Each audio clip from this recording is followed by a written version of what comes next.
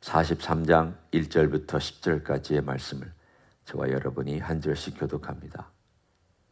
그 후에 그가 나를 데리고 문에 이르니 곧 동쪽을 향한 문이라. 이스라엘 하나님의 영광이 동쪽에서부터 오는데 하나님의 음성이 많은 물소리 같고 땅은 그 영광으로 말미암아 빛나니 그 모양이 내가 본 환상 곧 전에 성읍을 멸하러 올 때 보던 환상 같고 그발 강가에서 보던 환상과도 같기로 내가 곧 얼굴을 땅에 대고 엎드렸더니 여호와의 영광이 동문을 통하여 성전으로 들어가고 영이 나를 들어 데리고 안뜰에 들어가시기로 내가 보니 여호와의 영광이 성전에 가득하더라. 성전에서 내게 하는 말을 내가 듣고 있을 때에 어떤 사람이 내 곁에 서 있더라. 그가 내게 이르시되 인자야 이는 내 보좌의 처소 내 발을 두는 처소 내가 이스라엘 족속 가운데 영원히 있을 곳이라.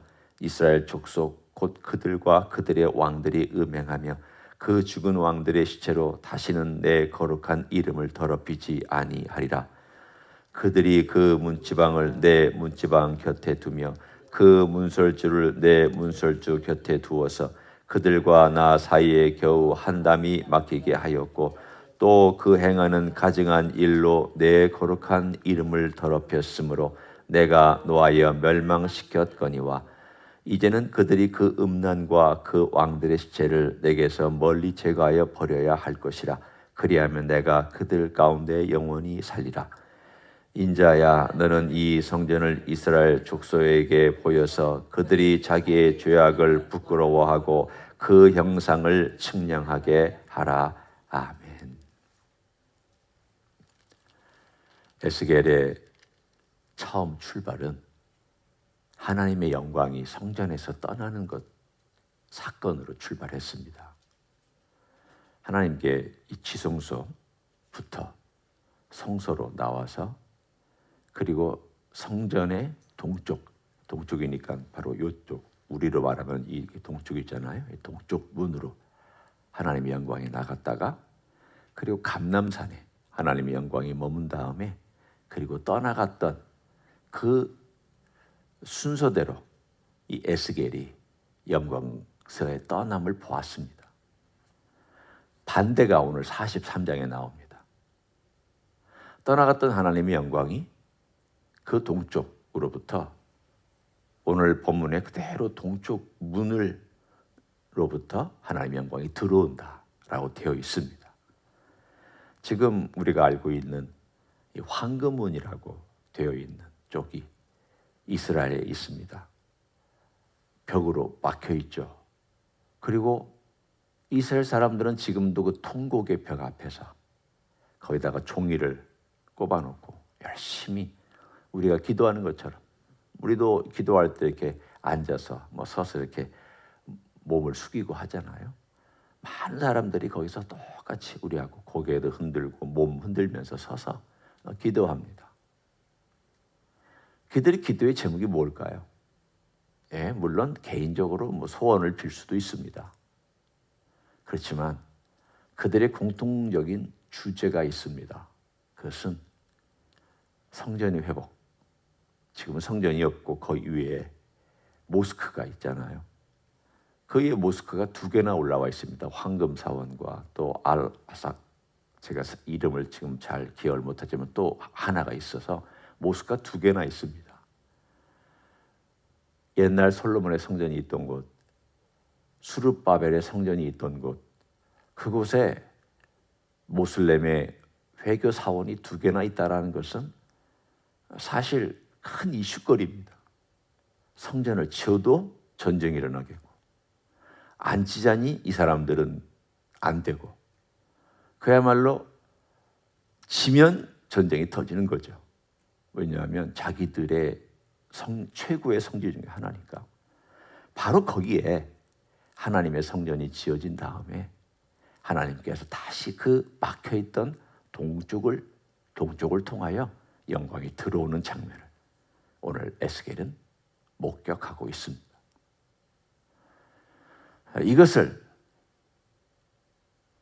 이 메시지를 처음 듣는 사람들에게 주었을 때 그들의 반응이 뭐였을까를 한번 상상해 보십시오. 하나님께서 이렇게 말씀하셨다. 너희들의 죄 때문에, 이 왕들의 죄 때문에 하나님의 영광이 떠나셨다. 그리고 바벨론 군대가 쳐들어와서 다 멸망시키고 성전도 없애버리지 않았느냐.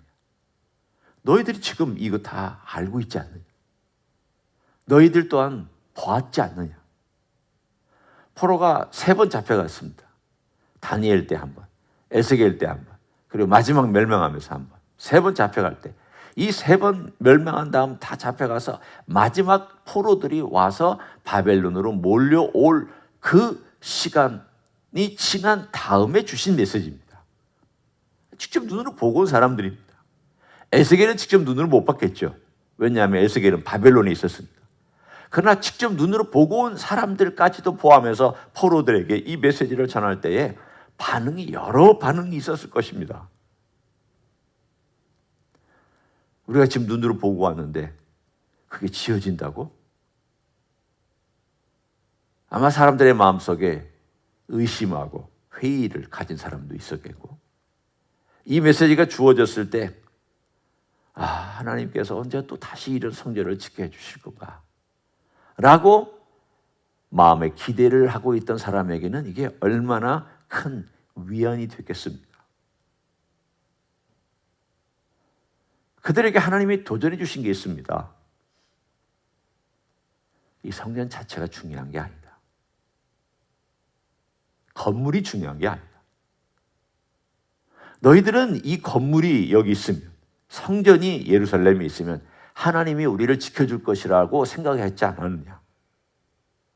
순서가 틀렸죠. 하나님이 먼저고 건물이 그 다음인데, 이스라엘 사람들은 건물 있는 것 자체가 그들에게는 위안이 되었고, 마치 미신적으로 이 건물이 있으니까 하나님은 반드시 여기 계실 거야. 하나님이 계셔야 건물이 의미가 있지. 건물이 있기 때문에 하나님이 계신 건 아니잖아요. 우리야 집이 있어야 살고, 우리야 공간이 있어야 거주하죠. 하나님은 이런 공간에 거주하는 분이 아니잖아요. 하나님이 성전에 갇혀 있는 분이 아니잖아요. 성전이 있으니까 하나님 꼭 여기 계셔야 된다. 그 말 안 됩니다. 하나님은 우리가 가둬둘 수 있는 분이 아닙니다. 하나님께서 내가 너희와 함께 있어야 될 텐데 성전을 지으면 내가 이곳을 거룩한 곳으로 지정하고 내가 너희와 함께 있겠다. 죄 많은 인생들과 함께 있는 것이 하나님께서 계셔야 된다는 것이라면 하나님, 인간적인 표현으로 대단히 괴로우셨을 겁니다. 왜 괴로우셨을까요? 죄가 없으신 분이 죄덩어리들과 함께 있으면 괴롭죠. 여러분이 몸을 깨끗하게 씻었는데 주변에 냄새나고 온갖 오물들로 가득 차 있는 옷을 입고 있는 사람들로 둘러싸여 있으면 여러분 어때요? 괴롭죠. 빨리 벗어나고 싶죠. 냄새, 그 모양, 형태, 모든 것 한번 생각해 보십시오. 그런 시장 바닥에 오물들과 거렁뱅이들이 많은, 지금 우리들을 얘기합니다. 그런 한 장소에 하나님이 계셨다. 하나님 얼마나 사실은 쉽지 않은 일을 하셨습니다. 우리가 하나님께 오는 것보다 더 어려운 일이 아마 그게 아닐까 싶어요. 하나님께서 우리에게 오신 것이, 그래서 우리와 함께 머무신 것이 이건 보통 일이 아니네. 이런 더러운 오물덩어리들하고 어떻게 같이 계셨지? 하나님 얼마나 괴로우셨을까, 힘드셨을까? 입장을 한번 바꿔놓고 생각해 보십시오. 하나님이 그렇게 참으셨습니다. 이스라엘 한 가운데 성전을 지어놓으시고 하나님이 거기에 머무시면서 하나님 그렇게 참으셨습니다. 오늘 여기에도 보면은 내 성전이 있는데 과거를 얘기하시는 거예요. 너희들 왕의 무덤을 내 곁에다가 해놨다. 왕궁이 다윗 왕궁이 이렇게 있었을 때의 왕궁과 솔로몬의 왕궁은 다릅니다. 높이로 따지면 다윗 왕궁이 여기 있었다면 성전은 여기 있고 솔로몬의 왕궁은 여기 있습니다. 높이로 이렇게 지금 제가 얘기한 것입니다. 그러니까 성전은 제일 높은 곳에 있었고 그 다음에 솔로몬의 성전이 있었고 옛날 다윗이 쓰던 왕궁은 이 아래에 있었습니다. 원래의 예루살렘이죠. 그런데 여기 왕궁이 있다 보니까 다 옆으로 왕의 무덤을 썼습니다. 사실은 그렇게 하면 안 되는 건데 편리성 때문에 그렇게 했습니다. 그래서 왕의 무덤이 오늘 본문에 있는 것처럼 하나님의 성전에 담이 있으면 그 담 바로 옆까지 그들의 왕의 시체를 묻었습니다. 하나님 얼마나 기분 나쁘시겠습니까? 담 하나 사이에 놓고 하나님은 여기 계시니까 담 넘어는 괜찮지 라고 하면서 하나님을 사실은 경멸한 거죠. 무시한 거죠.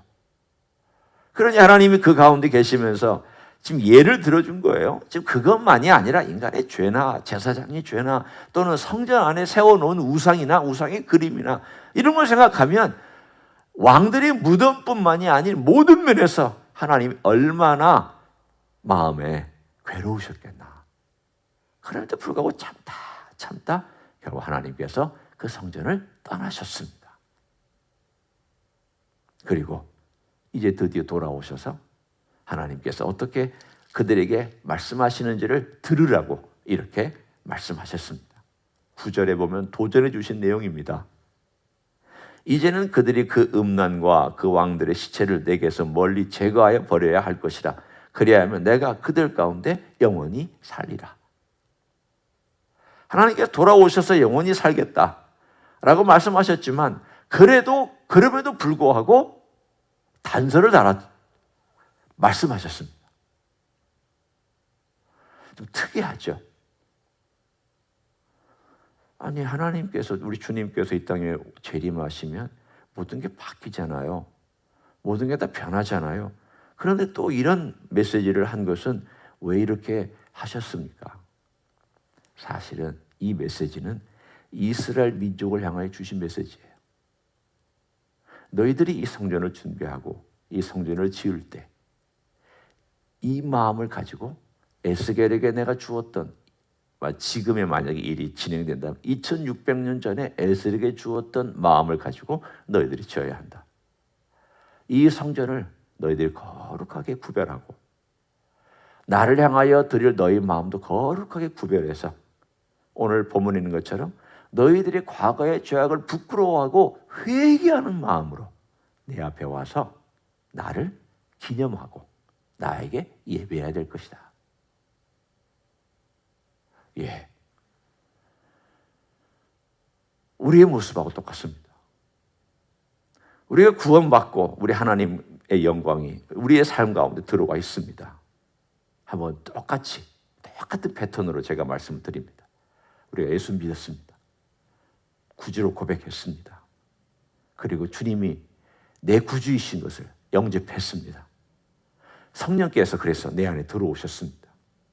오늘 동쪽으로 하나님의 영광이 들어온 것처럼 성령께서 내 마음의 문으로 들어오셨습니다. 그러면 내 안에 성령께서 머물고 계십니다. 그러면 내 삶은 어떻게 됩니까? 내 성전을 깨끗하게 관리해야 됩니다. 성령께서 머무시는 내 성전을 깨끗하게 관리해야 됩니다. 더러운 시체들 옆에다가 묻어놓으면 안 되고 더러운 우상 옆에다가 세워놔도 안 되고 그려놔도 안 되고 깨끗하게 관리하고 깨끗하게 예배하고 잘못된 것이 있거든 내가 얼마나 잘못되어 있는가 있거든 회개하고 내 과거가 생각나거든 주님께 고백하고 또 내 삶 가운데서 늘 주님 앞에 나와서 내 삶을 주님의 보혈로 깨끗하게 씻고 또 씻고 씻으면서 주님을 예배하는 그러한 거룩한 성전이 되라고 말씀하셨습니다. 똑같잖아요. 그들이 과거의 것을 회개하고 성전을 지어서 주님께 제사할 때 우리가 이런 죄를 지었다고 고백하고 용서를 빌고 용서는 한 번 내가 받았다고 내가 이제 주님 믿었으니까 다 용서받았다고 앞으로 회개할 거 없다고 그건 크리스찬 아닙니다. 우리는 얼마나 많은 죄들이 생각나고 또 주님께 회개해야 될지. 그게 크리스찬의 삶이 그렇잖아요. 우리의 삶은 늘 순간순간 이 거룩이라고 하는, 주님이 나와 함께 계실 때, 제가 다시 얘기하면 성령님이 나와 함께 계실 때 성령님이 괴로워하실까 즐거워하실까, 이거 생각하시면 됩니다. 성령님이 나와 함께 계실 때 괴로워하고 있다면 내가 죄를 짓고 있는 것 때문에 괴로워하실 거고, 더러운 것들이 막 덕지덕지 묻어있기 때문에 괴로워하실 거예요. 성령님이 기뻐하시는 것은 내가 거룩한 길을 따라갈 때, 그리고 성령님과 함께 친하게 지낼 때 기뻐하실 거예요. 똑같아요. 하나님의 성전이 거기에 있는 그때에 어떻게 하나님을 대우하느냐. 오늘 하루도 우리가 어떻게 살아야 할까요? 네, 성령님과 함께 기쁘게 살아야죠. 기쁜 길, 즐거운 길, 그리고 성령께서 흡족해 하시는 길. 그게 우리 주님이 흡족해 하시는 길이고, 그것이 바로 우리 하나님 아버지께서 흡족해 하시는 길인 줄로 믿습니다. 오늘 하루도 그렇게 동행하시는 하루가 되시기를 예수님의 이름으로 간절히 축원합니다. 기도하겠습니다. 하나님 고맙습니다.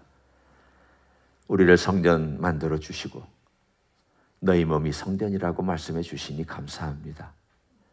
또한 이 안에 성령님이 들어오셔서 머무시고 이 거룩한 곳을 주님께서 거룩하게 만들어 주시니 감사합니다.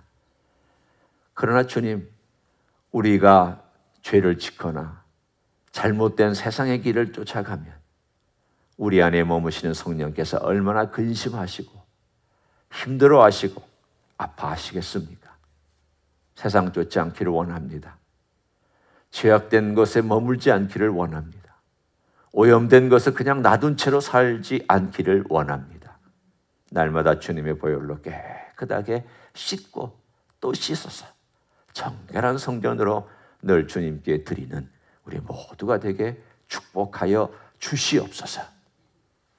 이제는 우리 구주 예수 그리스도의 은혜와 하나님 아버지의 극진하신 사랑과 성령 하나님 교통하심의 역사가 오늘도 우리 주님과 함께 동행하고 성령님과 함께 동행하며 거룩한 길 걸어가기를 소원하는 이 자리에 참여한 모든 종들 위에와 주임대 히스교회 위에와 이민교회들, 광고교회들과 선교사님들 위에 이제로부터 영원히 함께 하실지어다.